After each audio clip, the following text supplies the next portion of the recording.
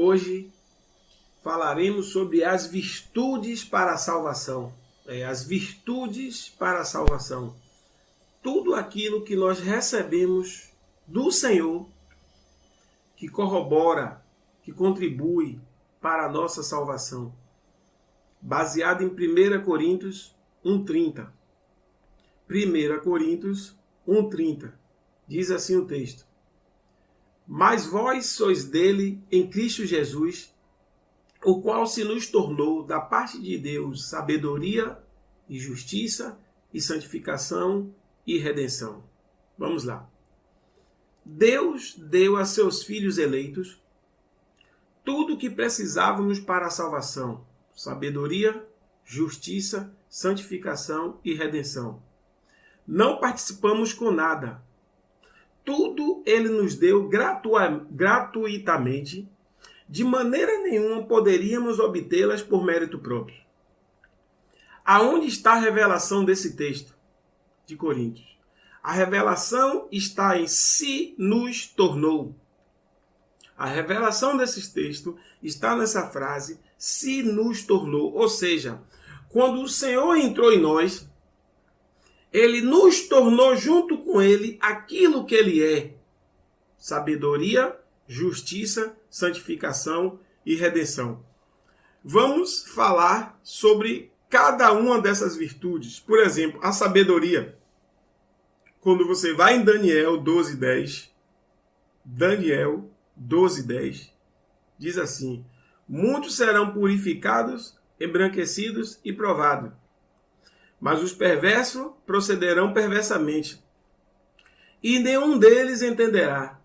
Mas os sábios entenderão. Olha, mas os sábios entenderão. Então hoje nós somos sábios nele. O Senhor se nos tornou sábios. Se o Senhor não se nos tornasse sabedoria para entendermos a mensagem da salvação, o mundo continuaria a nos enganar com suas filosofias e astúcias. Por isso, o Senhor transformou a sabedoria do mundo em loucura. Quando você vai em 1 Coríntios 3,19, diz assim: porque a sabedoria deste mundo é loucura diante de Deus. Porque está escrito: ele apanha os sábios na própria astúcia deles. Então, para que nós pudéssemos entender a mensagem da salvação, o Senhor transformou a sabedoria do mundo em loucura e se nos tornou sabedoria, a sabedoria que vem dele, para que dessa forma nós pudéssemos entender a tua palavra. Então nós somos sábios no Senhor. O segundo ponto das virtudes da salvação é justiça. Romanos 5,19. Romanos 5,19 diz assim: porque, como pela desobediência de um só homem, muitos se tornarão pecadores, assim também, por meio da obediência de um só, muitos se tornarão justos. Está vendo aí? Pela obediência de um só, que foi o Senhor, muitos se tornarão justos. Foi a obediência do Senhor que nos justificou. Não obedecemos nenhuma vírgula sequer, nenhum ponto da lei. Mas o Senhor Jesus, morrendo na cruz, sem cometer nenhum pecado e obedecendo a Deus em tudo, trouxe para o homem a justificação que ele tanto precisava. Então, quem quiser se gloriar, achando que obedeceu tudo, está totalmente enganado. Nós somos justos porque o Senhor se nos tornou justo. Foi ele que obedeceu. Porque pela obediência de um só, muitos se tornarão justos. Então hoje nós somos justos porque o Senhor obedeceu. O terceiro ponto, santificação. Diz assim, 1 Coríntios 6,11.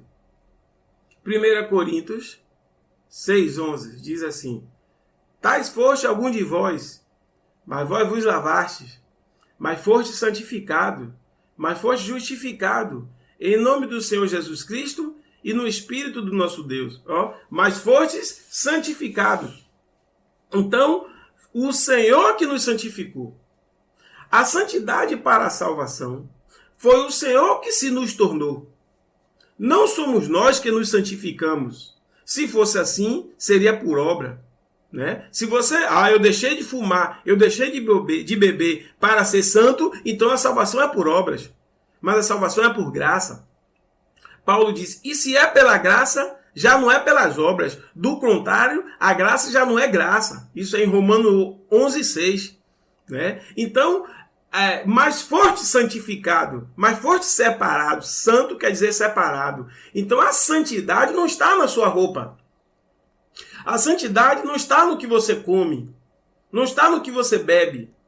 A santidade para a salvação não está nas suas obras. A santidade para a salvação foi o Senhor que se nos tornou. Foi Ele que nos santificou. É bom que você entenda isso. O terceiro ponto, redenção. Veja bem, amado, sendo o homem sábio para entender a mensagem da salvação, tendo ele sido justificado e santificado, só faltava para o homem a redenção, que é a mesma coisa da salvação.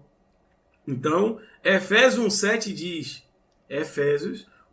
diz, no qual temos a redenção, pelo seu sangue, a remissão dos pecados, segundo a riqueza da sua graça. Os filhos de Deus já têm a redenção, segundo a riqueza da graça de Deus, e não pelos próprios esforços. Quem crê nisso, vive no descanso de Deus. Então nós não vamos ter a redenção. Nós já estamos redimidos. Nós temos a redenção, disse o apóstolo. Nós temos a redenção. Às vezes uma pessoa que não tem o entendimento fala assim, que nós temos que nos arrepender todo dia. Não, de jeito nenhum. Nós arrependemos uma vez para sempre. Nós fomos transformados para sempre. Nós estamos sentados em lugares celestiais com Cristo para sempre. Nós nascemos de novo. Nós temos a redenção. Não tem que inventar mais.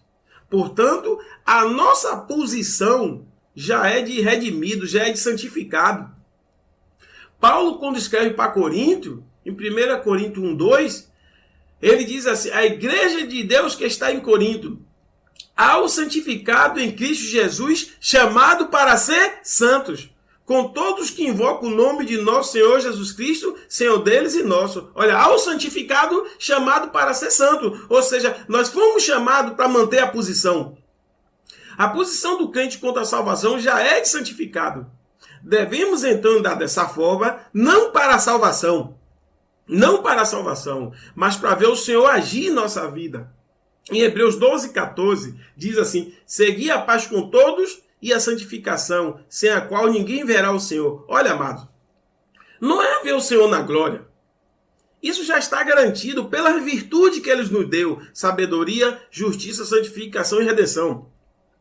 Mas ver o Senhor é ver Ele agir em nossa vida nessa terra, nos livrando, nos abençoando, nos dando paz, nos dando vitória, porque tudo é Ele quem faz.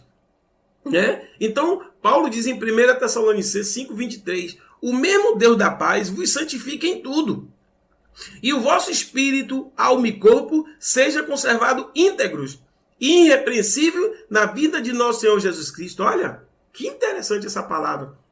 O vosso espírito, alma e corpo seja conservado íntegros e irrepreensível na vida de nosso Senhor Jesus Cristo. Ou seja, todos os nossos atos têm que ser atos de santidade. Né? Todos os nossos atos, porque nós vivemos da palavra. João 17, santifica-os na verdade, a tua palavra é a verdade. Então, você não pode ter uma vida dúbia. Você foi santificado com a palavra. Então, você não pode agir de forma leviana. Você não pode, como irmão, sair falando mal dos irmãos. Você não pode sair odiando os irmãos. Você não pode ficar cometendo injustiça, porque você foi santificado. E se você ficar cometendo injustiça, você não vai ver Deus agir em sua vida. Você não vai ver Deus agir. Então, quando a palavra diz assim, olha, sem a santificação ninguém verá o Senhor, não é a santificação para a salvação, é a santificação para ver Deus agindo na tua vida nessa terra.